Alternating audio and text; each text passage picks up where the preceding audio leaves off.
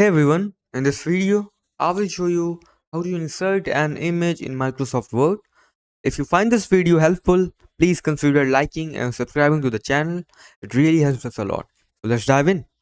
Now first of all, open Microsoft Word on your computer.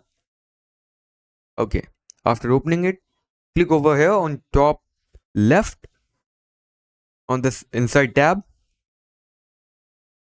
From here, click on Pictures.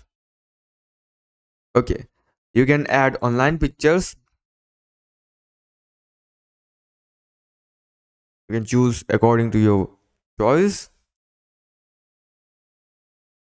Now you can also add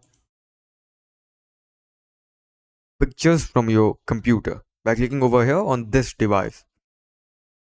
I'm going with this one. As you can see, that's how you can insert an image in Microsoft Word. That's it for the video. Thanks for watching.